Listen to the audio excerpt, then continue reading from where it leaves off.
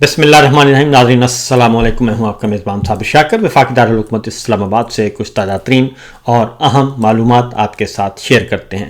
پاکستان کے حالات و واقعات اور سیاسی صورتحال پر ایک تفصیلی نظر. آج ہے 9 جون اور دن ہے سوموار کا. عید کی چھٹیاں ختم اور ورکنگ ڈیز شروع اور خبروں کے بھی انبار لگے ہوئے ہیں. اس ولاگ میں 2-3 خبریں آپ کے ساتھ شیئر کرنا چاہ رہا ہوں اور وہ ساری کی ساری ہیں وہ حکومت کے لیے کافی پریشان کن ہیں. اور اس وقت سچویشن یہ ہے کہ باقاعدہ طور پہ مسلم لیگ نواز ایسے لوگ تلاش کر رہی ہے کہ جو کسی بھی طریقے سے عمران خان صاحب کو جا کر ان سے بات کریں اور ان کے ساتھ معاملات طے کروائیں. لیکن عمران خان کا کیا جواب ہوگا یہ تو اس وقت پتہ چلے گا. پچھلا ولاگ ضرور سن لیجیے گا. اس میں نے کچھ ایسی تفصیلات فراہم کی ہیں جو کہ اس سے پہلے نہیں تھیں اور جو اب تک عمران خان صاحب سے مذاکرات کی جو کوششیں ہوئی ہیں ملٹری اسٹیبلشمنٹ کی طرف سے ان کا احاطہ کیا گیا. تو بہرحال خبریں آپ کے ساتھ ذرا شیئر کرتے ہیں جناب ایک ایک کر کے تاکہ آپ کو اندازہ ہو کہ حکومت کو آخر پریشانی کیا ہے. اس وقت سچویشن یہ ہے جناب کہ تخمینہ کے مطابق مئی 2024 سے لے کے اب تک گندم کے کاشتکاروں کو گندم کی قیمت کم ملنے کی وجہ سے 2000 ارب روپے سے زیادہ کا خسارہ ہو چکا ہے. اور رواں مالی سال میں کپاس کی پیداوار 34% کم ہوئی, مکئی کی پیداوار 15% اور گندم کی 8.9% کم ہوئی. یہ ہے ہماری زراعت کا حال اور یہ ہے ہماری زرعی معیشت جو کہ ہماری معیشت کی بیک بون ریڑھ کی ہڈی سمجھا جاتا ہے اور جس سے ہمارے تقریباً 65% پاکستانی جو ہیں وہ زراعت کے شعبے سے منسلک ہیں. تو عدنان عادل صاحب نے یہ خبر رپورٹ کی. دوسری جانب جو ڈیٹیلز آئی ہیں ایف بی آر کی 85% سے زیادہ ٹیکس آمدنی اب پاکستان کے اندرونی اور بیرونی قرضوں کا سود اتارنے پر خرچ ہوگی اور پچھلے 3 سال میں پاکستان کی معاشی ترقی کی اوسطاً کم ترین شرح پہ یہ رہی ہے اور روپے کی قدر میں تیزی سے کمی ہوئی ہے اور قیمتیں دگنی ہو گئی ہیں. صنعت اور زراعت اس وقت تباہ ہو گئی ہے اور سب نے معیشت کو کھوکھلا کر دیا ہے. اب ایک اور خبر ہے جو کہ اس سے بھی بڑی خطرناک ہے اور حکومت کو کچھ سمجھ نہیں آ رہی کہ وہ اپنا شارٹ فال کیسے پورا کرے. نمبر 1. نمبر 2 یہ کہ اخراجات زیادہ ہیں, عللے تللے زیادہ ہیں, عیاشیاں زیادہ ہیں اور آمدنی کم ہے. اور اس کے باوجود کہ پچھلے سال کی نسبت اس سال ٹیکس اکٹھا زیادہ کیا لیکن اتنے ہی عللے تللے اور اتنے ہی عیاشیاں بھی زیادہ اور اس سے کہیں زیادہ اخراجات ہوئے. اگر ہم چاروں صوبوں کا جائزہ لیں تو سب سے بہترین کارکردگی پاکستان تحریک انصاف خیبر پختونخوا کی رہی.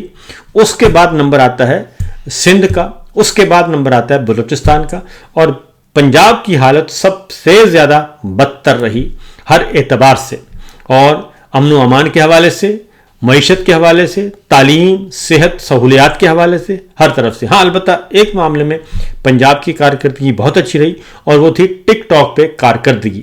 اب کوشش کیا کی جا رہی ہے؟ کوشش یہ کی جا رہی ہے کہ پاکستانیوں کا حق حلال کی کمائی جو ہے وہ بینکوں میں پڑی ہے. 9000 ارب روپیہ بینکوں میں پڑا ہے. تو شہباز رانا صاحب نے انکشاف کیا ہے کہ 9000 ارب روپے بینکوں میں پڑا ہے اور اب شہباز شریف صاحب اور ڈار صاحب کی نظریں ان رقوم پہ ہیں جو بینکوں میں پڑی ہیں. اور کیا کہا جا رہا ہے, کیا زیر بحث ہے. انہوں نے کہا جی کہ وہ کہتے ہیں کہ ان کا 1% لے لیں تو یہ کتنا ہو جائے گا, اس لیے یہ اب اس پہ وہ کہتے ہیں کہ جی اس کا 1% آپ کسی طریقے سے نکال لیں تو وہ کوئی 900 ارب روپے سے زیادہ کا بنتا ہے. یہ ان کی نظریں ہیں, یہ ان کی پالیسی ہے. اپنی جیب سے کچھ نہیں دینا, اپنے اخراجات کم نہیں کرنے اور ریاست کو فلاحی مملکت بنانے کے بجائے یہ اپنی ذات پہ زیادہ خرچ کر رہے ہیں اور یہ سچویشن اس وقت چل رہی ہے. جبکہ اور انہوں نے کہا کہ سب سے زیادہ ٹیکس دینے پر سب سے زیادہ جرمانہ بھی انہی پہ لگایا جا رہا ہے اور اب جس کی ماہانہ آمدن 5 لاکھ روپے سے زیادہ ہے تو اس پر 10% جرمانہ لگایا جائے گا. اور حکومت کی بینکوں میں پڑے پیسوں پر نظر ہے حکومت کی. تو اس کے بعد ہی اگلی خبر جو ہے وہ بھی آپ کے ساتھ وہ ہے حکومت کی اپنی رپورٹ ہے، وہ ہے اقتصادی سروے رپورٹ. وہ ذرا آپ کے ساتھ میں آپ کو بتاؤں کہ اس میں کیا کہا جا رہا ہے، جو کہ حکومت کی اپنی تیار کرتا ہے، حکومت کے اپنے بابو تیار کرتے ہیں، لیکن اس میں 19-20 کا تو آپ جھوٹ بول سکتے ہیں، اس سے زیادہ کا جھوٹ آپ بول نہیں سکتے.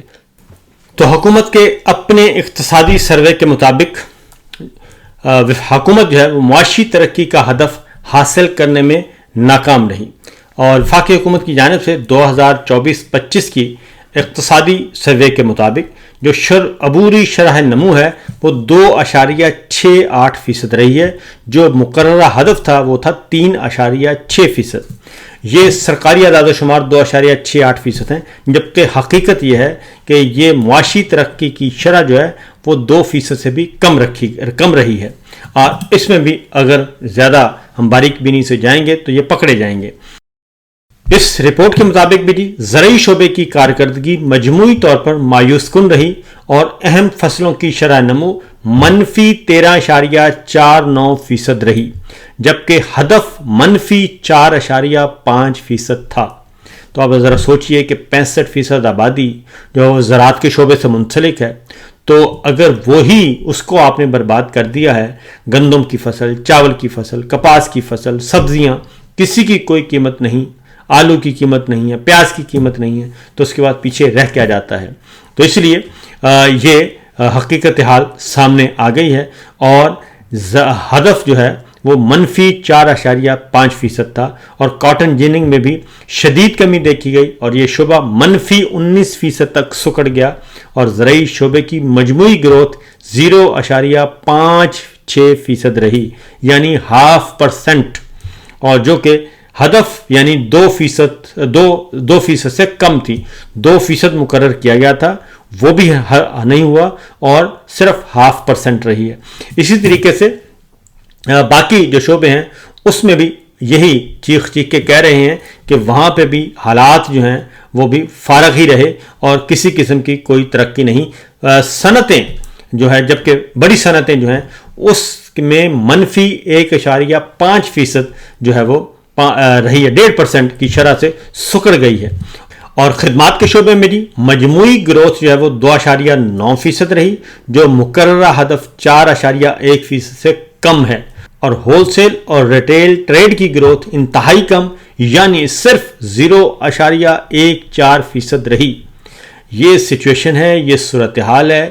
اس کے بعد آپ بہت اچھی طرح اندازہ کر سکتے ہیں کہ پاکستان کی حالت زار اس وقت کیا ہے، پاکستان کی معاشی حالت، پاکستان کی زرعی حالت، پاکستان کی صنعتی حالت، یہ سب کہاں ہم کھڑے ہیں.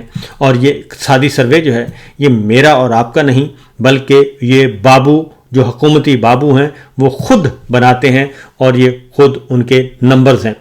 یہ تو ہے نا پاکستان کی معاشی حالت، اور اسی وجہ سے ان کو کچھ سجھائی نہیں دے رہا کہ کریں تو یہ کریں کیا. جبکہ اب بھی اس وقت بھی ان کا جو سب سے زیادہ توجہ ہے وہ یہی ہے کہ پولیٹیکل وکٹمائزیشن، سیاسی انتقام، کس طریقے سے سیاسی انتقام لیا جائے اور پاکستان تحریک انصاف کو اور عمران خان صاحب کو کرش کیا جائے. اس میں یہ ساری کوششیں کر کے ناکام ہو چکے ہیں، اور اس وقت بھی لوگوں کو اٹھایا جا رہا ہے. اور جنگ سے تعلق رکھنے والا PTI کا کارکن لاہور سے لاپتہ ہے، اور شیخ وقاص اکرم صاحب کہتے ہیں کہ حلقہ NA 108 منڈی شاہ جونا جھنگ کے رہائشی طالب علم طاہر عباس ڈھانڈلا 5 روز پہلے لاہور سے جبری گمشدگی کی اطلاع ہے، جس کی ہم مذمت کرتے ہیں.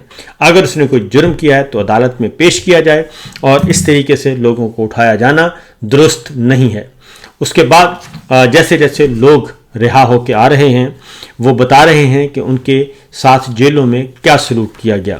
اور اوریا مقبول جان صاحب نے انکشاف کیا ہے، انہوں نے کہا کہ ان پہ تشدد بھی کیا گیا، اور پکڑنے کے بعد انہوں نے کہا کہ مجھے ایک انجیکشن لگا دیا گیا، دوران حراست مجھے گالیاں دی گئیں، مجھ سے کہا گیا کہ آپ ہفتے میں ایک لڑکی منگوا لیا کرو تاکہ تمہارے دماغ کا خناس ٹھنڈا ہو جائے. مجھے ان کے اس گھٹیا پن کا آج بھی انہوں نے کہا کہ مجھے بڑا دکھ ہے.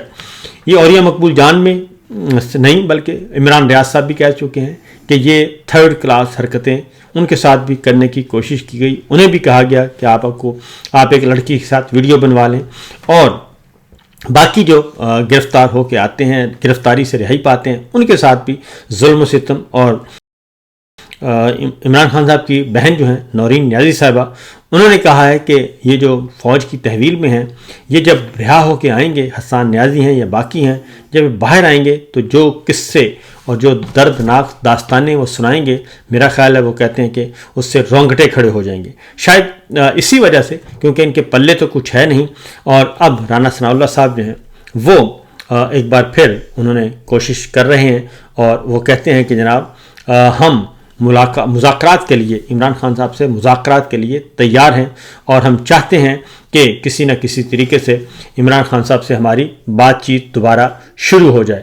اور لیکن انہوں نے کہا کہ عمران خان صاحب جو ہیں وہ مذاکرات کرنا نہیں چاہتے، اور ہم تو چاہتے ہیں، لیکن عمران خان صاحب مذاکرات کرنا نہیں چاہتے، اور دوبارہ سے ہم نے ان کو دعوت دی ہے. رانا ثناء اللہ صاحب نے بھی اس بات پر اقرار کیا ہے کہ پاکستان کی معاشی حالت صحیح نہیں ہے، اس لیے انہوں نے کہا کہ پی ٹی آئی کو بھی ہم دعوت دی ہے کہ وہ آئے اور ملک کی ترقی اور خوشحالی کے لیے ایک میز پر بیٹھیں اور چارٹر آف اکانومی پر متفق ہوں. اور جیسا کہ 6 سے 10 مئی کے دوران پوری قوم نے اتفاق و یکجہتی کا مظاہرہ کیا تھا. اب سوال یہ پیدا ہوتا ہے جی کہ چارٹر آف اکانومی میں صرف پاکستان تحریک انصاف کو باہر رکھا ہوا ہے.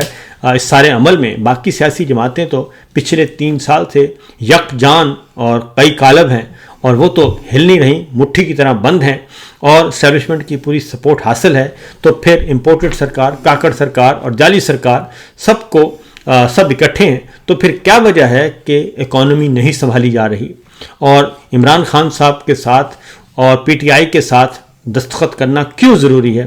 اس لیے ضروری ہے کہ یہ ناکام ہو چکے ہیں. 6.2% شرح نمو، اور اب جو ہے وہ 2% سے بھی کم ہے. 3 سال گزرنے کے باوجود یہ ان کا چوتھا بجٹ ہوگا جو یہ پیش کر رہے ہیں. 22 میں انہوں نے بجٹ پیش کیا، 23 میں بجٹ پیش کیا، 24 میں بجٹ پیش کیا، یہ چوتھا بجٹ پیش کر رہے ہیں. لیکن یہ سوائے اس کے کہ پاکستان کے قرضے جو ہیں وہ 90,000 ارب تک پہنچ چکے ہیں، اور ابھی بھی ان کے پاس کوئی پلان نہیں ہے، کوئی پاکستان کو ترقی کی طرف لے جانے کا کوئی ان کے پاس نہیں ہے. نہ زرعی ترقی ہو رہی ہے، نہ صنعتی ترقی ہو رہی ہے، نہ ہی کسی اور طرف سے ہو رہی ہے. تو دوسری جانب سچویشن یہ ہے کہ آئی جی پنجاب عثمان انور صاحب ضلع شاہ کے گھر گئے، ضلع شاہ کی ہمشیرہ کے گھر گئے، ان سے بچوں سے ملاقات کی اور ایک ڈرامہ کرنے کی کوشش کی ہے، اور کہتے ہیں کہ میرے خواب میں ضلع شاہ آتے ہیں اور مجھ سے پوچھتے ہیں کہ مجھے قتل کیوں کیا. تو یہ تو عثمان انور صاحب کو میرا خیال ہے کہ اپنے گریبان میں جھانکنا چاہیے اور خود اپنے آپ سے پوچھنا چاہیے کہ ضلع شاہ کو قتل کیوں کیا، کیونکہ وہ خود آئی جی تھے اس دن اور ان کے سارے نیچے پولیس تھی. تو پھر کیا وجہ ہے؟ تو اس لیے جبکہ ایک اور بھی انکشاف ہوا ہے جناب کہ پاک فضائیہ کے موجودہ سربراہ ظہیر بابر سدھو جو ہیں، ان کا انتخاب عمران خان صاحب نے بذات خود کیا تھا.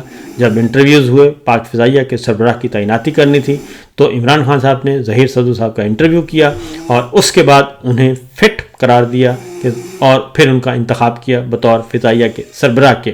تو یہ ساری چیزیں آ رہی ہیں جناب ایک ایک کر کے، تو دیکھتے ہیں کہ کیا ہوتا ہے. اور ایک اور خبر بھی جاتے جاتے لیتے جائیں کہ اپریل 2026 میں الیکشن کی تاریخ کا اعلان کیا ہے بنگلہ دیش عبوری حکومت کے سربراہ جناب محمد یونس صاحب نے. انہوں نے کہا ہے کہ اپریل 2026 میں ملک میں عام انتخابات کروائے جائیں گے. تو سوال یہ پیدا ہوتا ہے کہ جناب اتنی لمبی تاریخ دینے کا فائدہ، 1 سال بعد کی تاریخ دے دی گئی ہے، الیکشن فوری کروائیں اور پتہ چل جائے گا کہ عوام کس کے ساتھ ہیں. لیکن لگتا یہ ہے کہ وہاں پہ بھی جو ہے وہ سازشوں کے تانے بانے بنے جا رہے ہیں، اور جو عوام نے ایک انقلاب برپا کیا ہے وہاں پہ، اور ایک جعلی اور فستائیت سے بھری جو رجیم ہے اس کو اٹھا کر پھینک دیا ہے. لگتا یہ ہے کہ اب ان کے والی وارث دوبارہ ان کو انسٹال کرنا چاہ رہے ہیں. تو دیکھیں آگے ہوتا ہے کیا. اجازت دیجیے، اللہ حافظ.